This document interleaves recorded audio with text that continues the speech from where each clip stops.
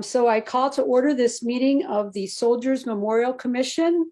Today is Thursday, September 16th, 2021, and it is 3:03 p.m. My name is Linnea Magnuson, and I chair the commission. We proceed according to the agenda.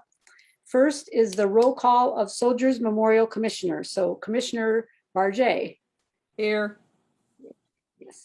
Oh, we got someone else coming in. Oh, Karen Gearing, okay. Okay, Commissioner Boyd, I know is not coming. No, okay. Commissioner Dunlap. Here. Yes, here. Commissioner Falls. No. Commissioner Fletcher. No. Commissioner Gilmore. No. Commissioner Hansis. Yes, here. Yes. Me, I'm here. Commissioner Yampolsky. Present. Yes. Okay, the next thing on the agenda is Pledge of Allegiance, of course. Bruce, would you lead us in the pledge? And I'd be honored. let me get it up here. So I think we all know the words. yeah, let me get it up here. Here we go. And let me just go back here. All right. I like that. A second. Yeah. There we go. Yeah, there we go.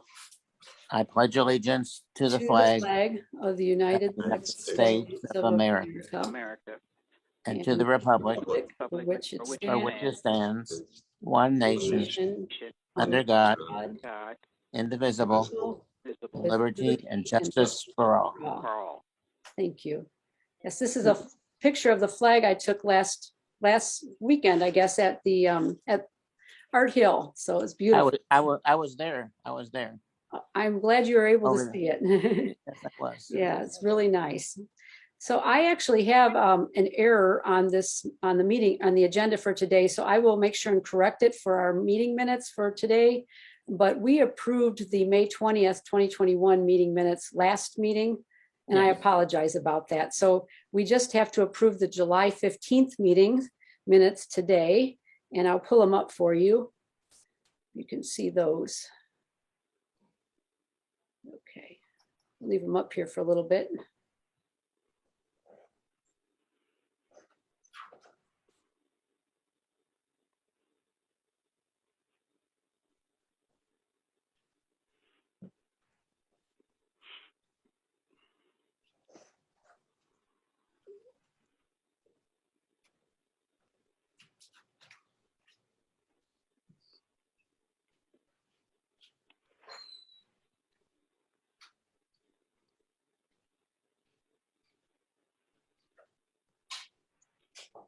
I'd like to make a motion that they be approved as presented. Okay. Second. Okay. Ready, second. Yeah. All right. I call for a vote on whether to approve the July 15th, 2021 Soldiers Memorial Commission meeting minutes. All those in favor? Aye. Aye. Any opposed? Any abstaining? No. Good. Thank you so much. Let me just see here. Yeah, there we go. So we'll be back to the other page then. Okay, so again, Mark, if you could give us an update on what's been happening at Soldiers Memorial, and then we'll talk a bit about the St. Louis Regional Veterans Day observance on November 6th. That would be wonderful today. Right. Yeah. Okay. 1 minute. All right. So operations wise, I think the two of the more significant things, some of you remember Jamie Bassans. He was our visitor engagement coordinator. He left us, I think 3 weeks ago now. His wife, Katie, needed to pursue the last stage of her PhD in occupational therapy out in Washington State. So, and we knew that was coming actually for a couple of years now. We didn't quite know the exact date, but he left us at the end of August. So that position is posted. If you know anybody who is interested in that, the primary responsibilities for that position are working with community partners to develop public programs. So it's a lot of relationship building and coordinating days and times and all those different aspects for public programs, but then also spend some time doing some visitor engagement and what we call navigating or guiding guests through the facility when they show up. So that position is posted. It's up until it's been up for a couple of weeks, and it's up for one more week until the end of next week, the 24th. So let me know. You can, if you take some time to think about it, if you think of anybody, I'll be happy to share that information with you and that link for the position.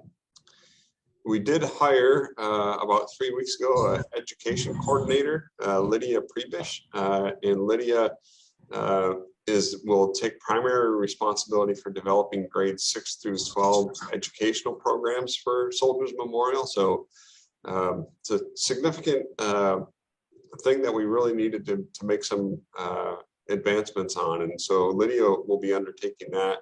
So you'll see her around the building now as well. She is a native St. Louis and did her undergraduate work out in Oklahoma, and then her museum studies master's degree at IUPUI in Indianapolis. So she is coming to us from there and is back home now in St. Louis and really excited to be with us. So two significant things. Other COVID-related operational things. I don't think there's been too much of a change since we last met. We continue to be open Wednesday through Sunday, 10 to 5. Visitors to the building need to wear a mask. There is no vaccination requirement or proof of vaccination requirement for visitors. The MHS staff and volunteers do need to be vaccinated. That'll be a upcoming requirement that will be implemented soon here, and that deadline for staff is coming up. So that will be across not just Soldiers Memorial, obviously, but all of the MHS locations. Other than that, I don't think we have too much change in operations. Exhibitions, Righting a Wrong, Japanese Americans in World War II has been up since July 24th, and it has just 2 more weeks. It's hard to believe, but it comes down on October 3rd. So if you haven't seen it yet, would encourage you to do so. It's an incredibly important lesson about the fragility of our constitutional rights in times of war, and what can happen very quickly and very unfortunately. So I would encourage you to visit that exhibition in the lower level if you have the opportunity sometime in the next couple of weeks. As far as programmings go, supporting that exhibition, I think we've had a really strong slate of programs. There were kind of 5 key programs. We did an introduction of the top, kind of an overview or introduction of the topic with Robin Hattori, who's a member of both the Japanese American Citizens League and the Japan America Society. And she provided kind of an overview the week before the exhibit opened. And then once it opened, we've had 4 key programs. One was focused on architects, Gio Obata and Richard Henme, who both were accepted into Washington, WashU during the war, which was a unique thing for universities to permit Japanese Americans to attend university in lieu of remaining in the camp. So both Gio Obata and Richard Henme did that, and then of course became major architects and really shaped a lot of the St. Louis built landscape that we know today. So we did a program on that. We did a program on 3 Tanaka brothers, Chester, Edward, and Joseph, who all were born and raised right here in St. Louis, born in the 19 teens. And then by the time World War II rolled around, all 3 of them joined the service and served with the 442nd Regimental Combat Team, which was a unit that received more awards and distinguished medals than any other unit of its size for its length of service. So it was a highly decorated and really a prestigious unit, and served primarily on the Italian peninsula. But did a program on that, and that was a partnership with Eric Saul, who was a former director of the Presidio Army Museum out in San Francisco. We did a program last week on photography and the use of photographs and the lack of camera access for Japanese Americans in the camps. That was a presentation by Dr. Jasmine Allender, who's the Dean of Humanities at UC Santa Cruz, and who has kind of studied photography in relationship to the internment and has kind of focused her work on that. And then just this week, just a couple of days ago, we had a program with a survivor, Jean Iochi Burke, who was just 10 years old at the time of her family's incarceration. And that was a partnership with the Japanese American National Museum out of LA. And so that was fascinating. And June's perception of all the events that were happening as a 10-year-old are very interesting. For a lot of the children, it was actually, it was a kind of a neat experience for them, because all of a sudden a lot of kids were had access and opportunity to play with other Japanese American kids that they didn't have before. So it's kind of an interesting twist in history, how it affected parents and differently than it did children. And so her story was very interesting, and how that impacted her and her family. And then one kind of happy discovery and collaboration was with the, and this is upcoming tomorrow night actually, with the St. Louis Symphony Orchestra.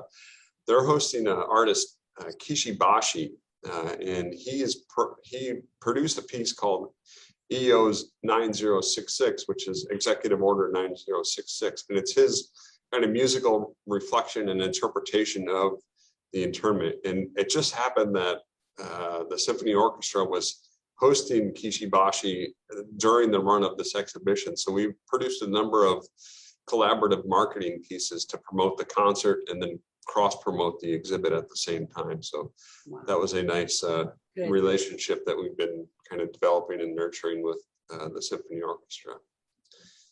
And Challenge Chats is our monthly kind of discussion with a veteran or historian.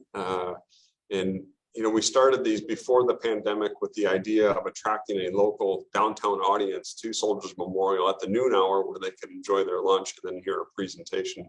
Of course, with the pandemic, that was all thrown out, and that opportunity was lost. And we're still conducting these virtually, but there's still a good, I think, very good programs. Just this week we had, or last week actually, we had Staff Sergeant Joshua Eckhoff, who I know a number of you know, and we had him on the week of 9/11 because his personal history and his service was motivated by what he witnessed and, you know, lived through during 9/11, and then he went on to enlist and then served over in Iraq, where he was tragically wounded with a traumatic brain injury, and has had a long path of recovery. But we talked about his story and his lived experiences last week during that. So those continue. Saturday outdoor tours continue. They're every Saturday at 1 p.m. And so those are ongoing. And just one final note, all of those programs that I mentioned about Righting Wrong and the challenge chats, like the one with Joshua Eckhoff, they're all recorded and are available on the Missouri Historical Society's YouTube channel. So, and not only those, but, you know, any program that we've done here virtually at Soldiers or at the History Museum have all been recorded and are available on that YouTube website. So it's a great resource. Upcoming programs, the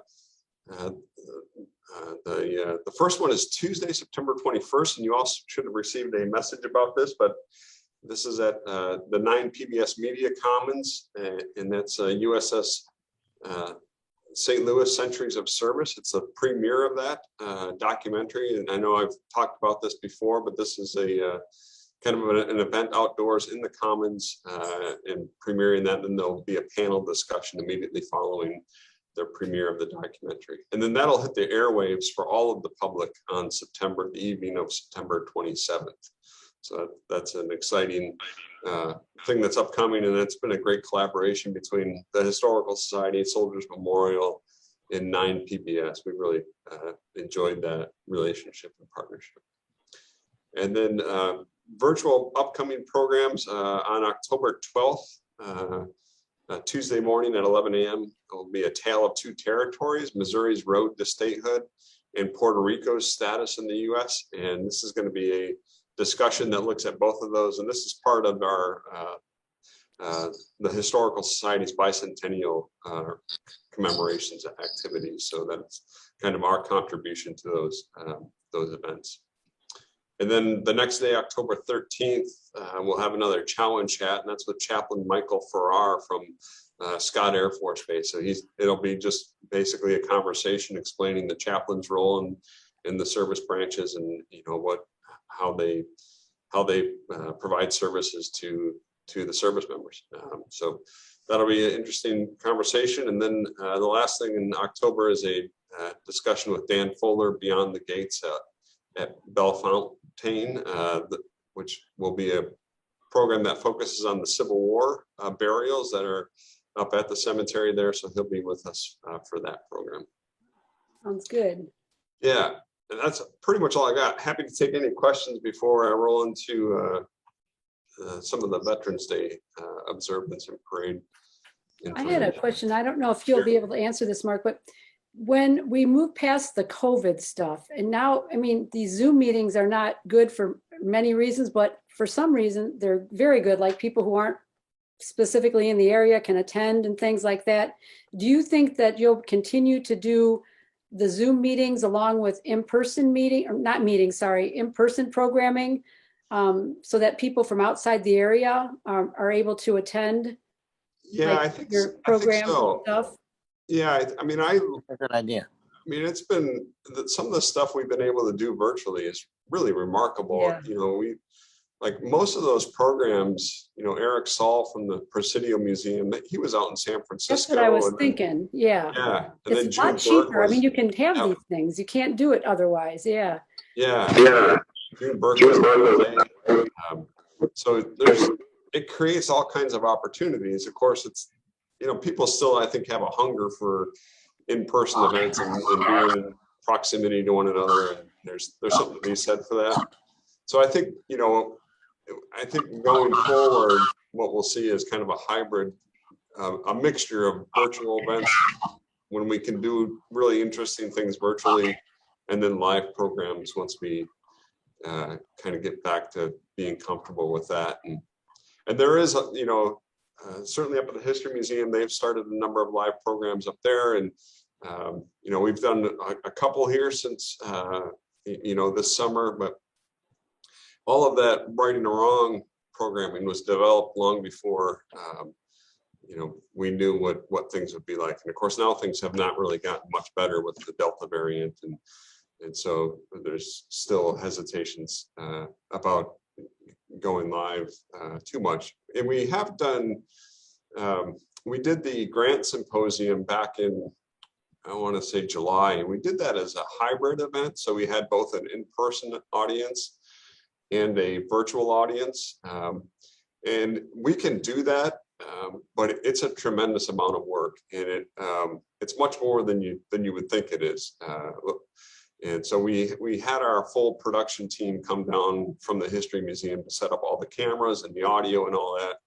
So we had a good streaming program for a virtual audience, but then there were also people in the room. And that kind of would be excellent if we could do that all the time. But I mean, to be honest, just the capacity is not really there. So we're going to, I think, probably have to be more strategic and selective about what we do virtually and what we do in person, essentially. So. And maybe the rare hybrid event where we're doing both. Well, I'm thinking that they're probably going to get software, develop that, because everyone's going to be asking these same questions. So hopefully it'll get easier. But I have to vote that if you're counting votes, that you continue to do some of these online type of programs so that people from outside the area and just people who maybe are shut in even or can't get out as easily are able to attend. Because they're just, the ones I attend now myself, just personally, are from all over the world. And it's just amazing that I can participate in them, and I'm hoping they'll continue. So, yeah, I think that, in terms of our work, I think that's probably one of the best things that's come out of this is that it's really opened up opportunities that just didn't exist before in terms of programming, which is really nice. If there's a silver lining to all this, that's one of them. That's got to be one of them, a big one. Yeah. So thank you, Mark. You bet. And then the Veterans Day Parade, that in observance, that is developing. We had a meeting Tuesday, I think, Tuesday. It was Tuesday. I spent most of all of that time talking about the route of the parade, and have settled on kind of what we had originally planned, which is coming up Market from the west to 14th, and taking a left on 14th and then a right on Soldiers and passing in front of Soldiers, and then continuing past 13th and ending there in between the Pelker and Kaufman Park. So, and Travis has been a great partner at the Office of Special Events, and I sent him the that route proposal, and he's going to talk to the the streets department and ensure that that's going to be okay and there were no red flags. I don't anticipate that there would be, because it's essentially the same route as previous years, only reversed basically. And so there's still a myriad of details to work out, but pinning the route down felt pretty good. And like I said, that it's not too much of a change from previous years. Another significant thing that we got was a commitment from the U.S. Air Force to provide 2 bands. One was their drum and bugle. I'm calling it that. I'm not sure if that's proper, but they're kind of their traditional band to march in the parade. And then their Star Lifter band, which is what they call their rock band or pop band, who does, still it's patriotic orientated music, but in a different genre, from the Steps of Soldiers Memorial after the conclusion of the parade. And then I sent an email just this morning out requesting out to the Creve Coeur Airport, where they do a lot of work with historic airplanes and things like that, and to see if we could find a connection to some planes or other military equipment. I'm going to get a letter out to the general to see if he can help with locating some other unit, non-aircraft equipment. So we'll see where that lands. But it would be nice to have to kind of spice it up, I guess, and to have that around the blocks on maybe on 13th or in that area during and after the parade. So we did send out 200. Travis had provided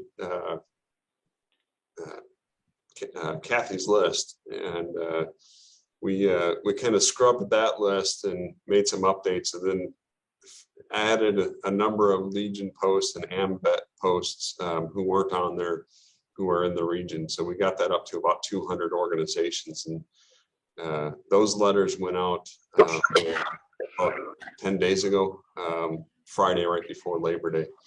So they'll start trickling in and hopefully flooding in before too long here, and get people up and into the parade. So, and we did build a website with a online registration process, so people can register both for the parade and the massing of the colors online, as well as the paper form that we mailed them. So there's a couple options there that people have. I think that,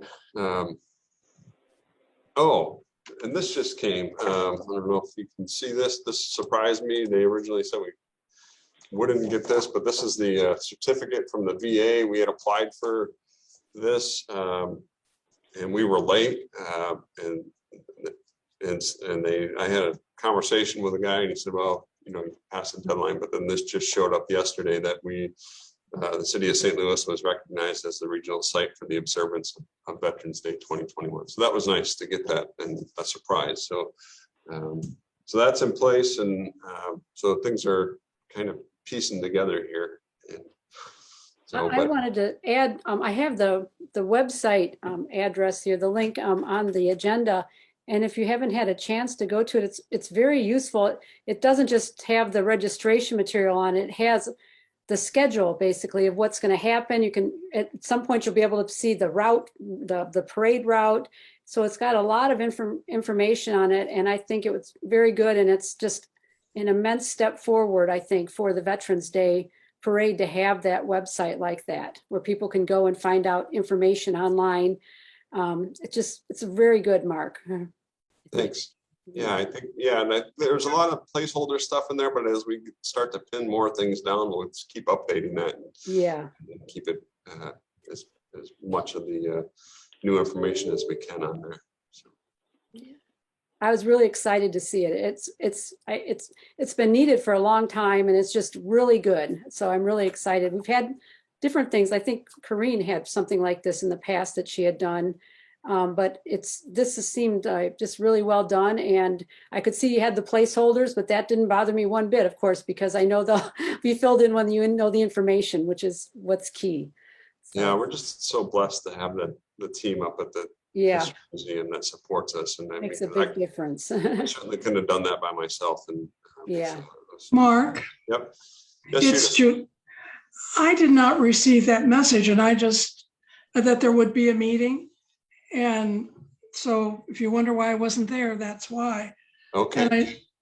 So how soon will the minutes be published? And I had some things I was going to bring up. I'll send you an email about those. Okay. Yeah, if you could do that.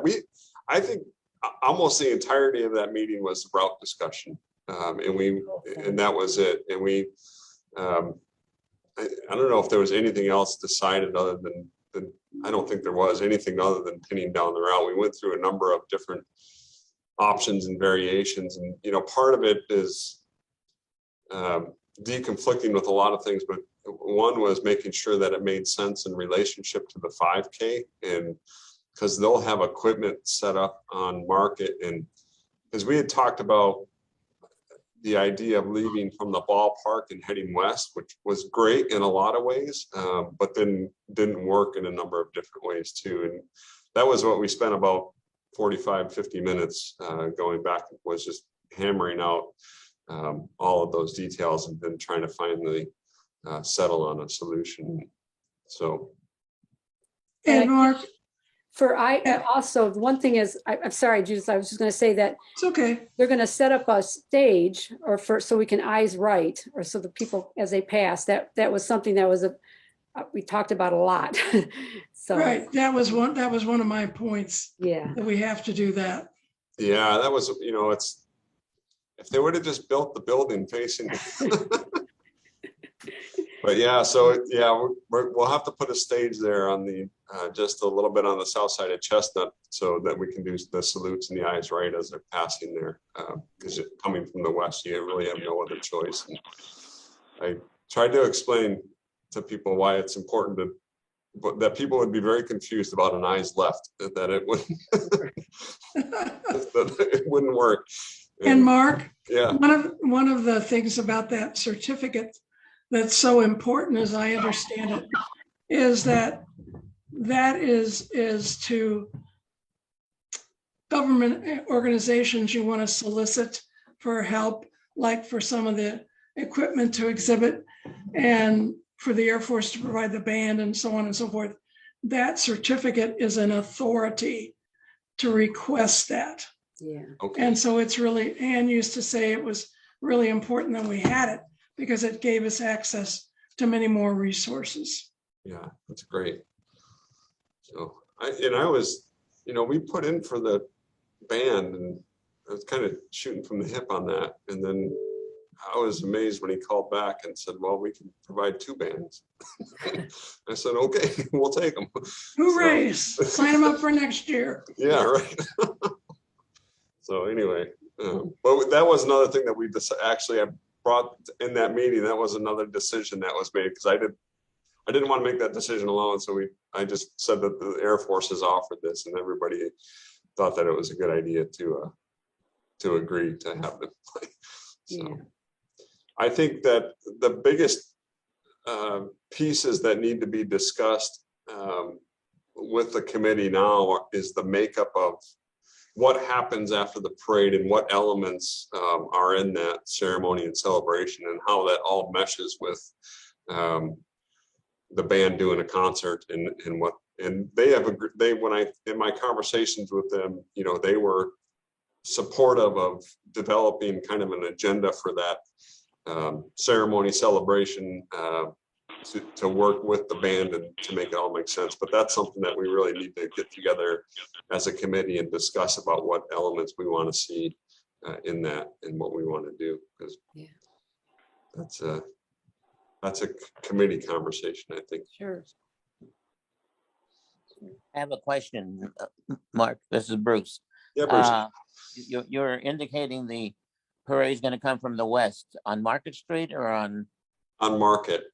Yeah, I was concerned about what about the all the construction going on for the soccer Right. stadium. Yeah, so that's part of why so the parade it's fairly short. The lineup basically occurs on 18th and Olive, and we can't go as far. I think we probably all would prefer to go as far as 20th, which is 2 more blocks, but that's precisely for that reason, Bruce. You start to get jammed up by the construction. In fact, the last time I saw 20th, which was a few weeks ago, it was closed altogether to traffic. So we need to avoid that. And then in conversations with Union Station, we had talked, the original idea was that we would form up Union Station on that west side of Union Station where there's a lot of parking and some little side streets. And they're at like 95% of their hotel capacity. I mean, they basically have the hotel sold out that weekend. And so they couldn't really provide any parking or anything of that nature. And so that's when we started moving away from that idea. So it still starts down there, but we're forming up on the Olive Street and 18th Street to come down. There was the parade downtown on 4th of July, and of course they normally come from the east, but this time they came from the west. No, they normally come from the west, and this time they had to come from the east to do it. Then we would have eyes right if we did that. But yeah, well, that's the thing with the east is you end up crossing the Tucker, the 5K start and finish line. So they have all this equipment set up, you know, and they're like good point. Their timing equipment and all that stuff, and so you start to.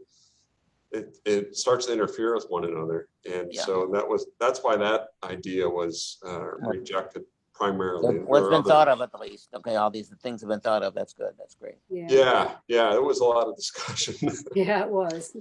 So, Mark, does that mean we're going to have to set up a second stage at 20th and Market? We need to talk about that, Judith, with the massing of the colors. And what that looks like. I have some ideas, but we need to chat about it. And I think maybe it's and see how to do that, because that's another really tricky part of this that I don't know if I have the right answer to it or not. But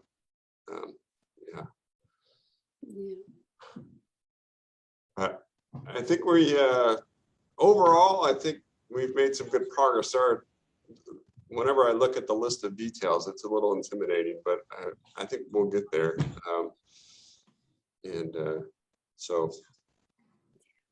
But the route let me sleep good.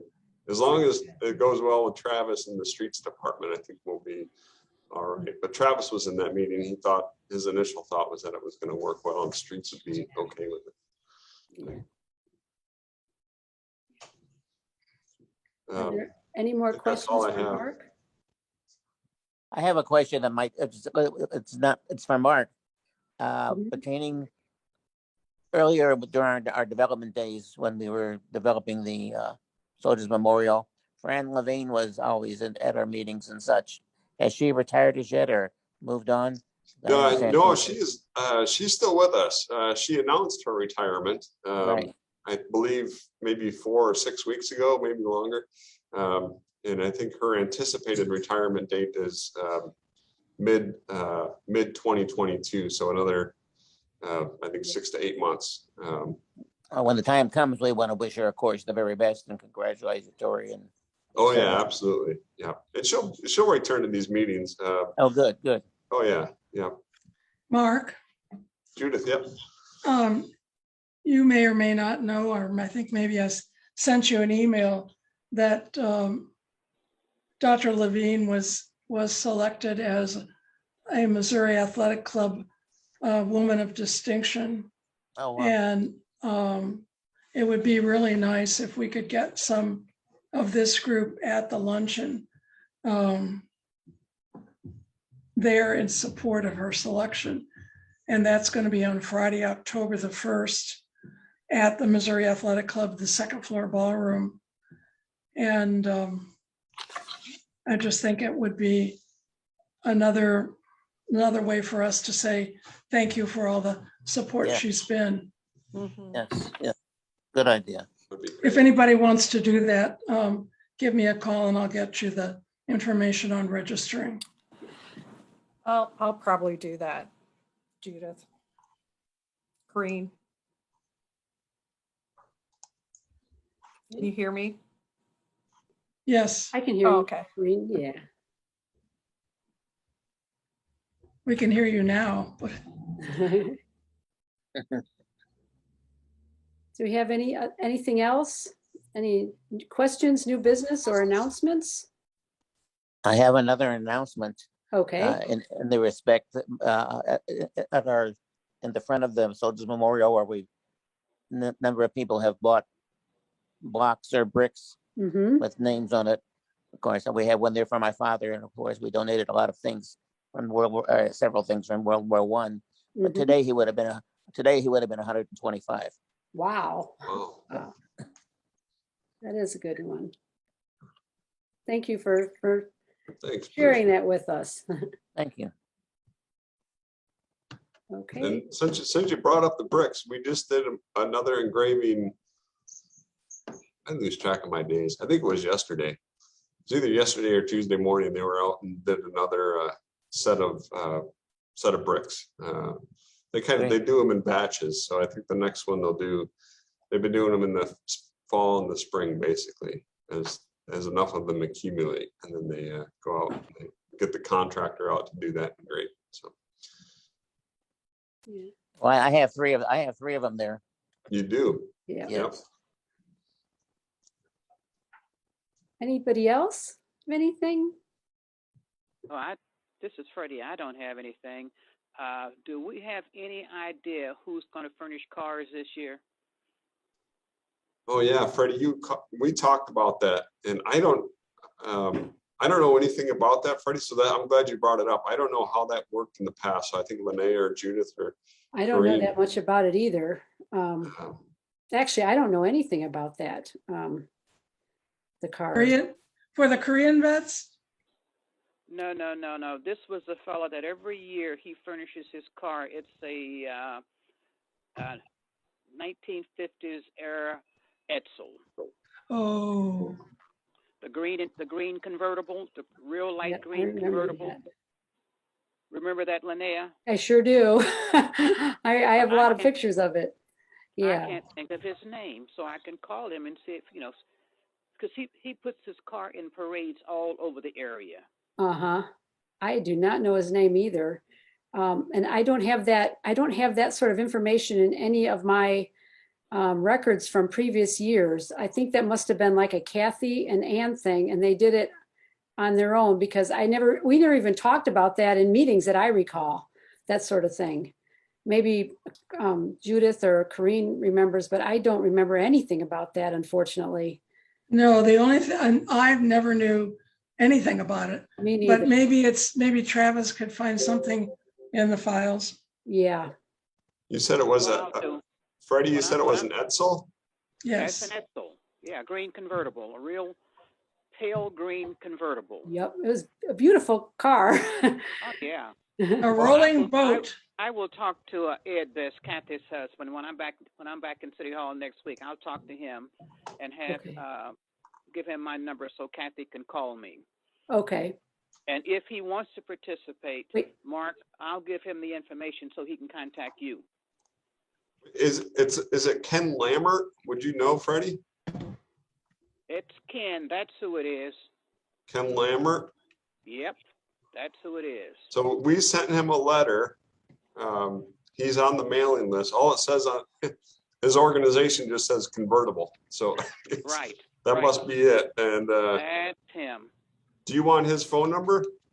Yeah, if you can email that to me or text it to me or something, why don't you just email it to me? Okay, I'll do that. I don't have his, all I have is his physical address and his phone number. I don't have an email for him, but I'll email it over to you.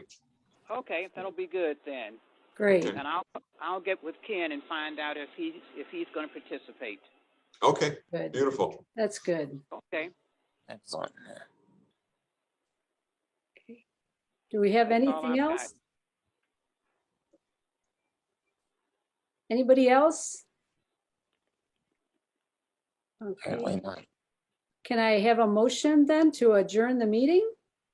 So So moved. moved. A second? Second. Okay, I call for a vote to adjourn the September 16th, 2021 meeting of the Soldiers Memorial Commission. Aye. Aye. Aye. Aye. Any opposed? Any abstain? No? Okay. The meeting is adjourned at 3:45 p.m. Thank you very much, everyone, and hopefully we'll see you at some of these events in the fall. Thank Thanks, you. everybody. Thank you. Thank you. Everybody be safe. Thank you. All right, buddy. Bye.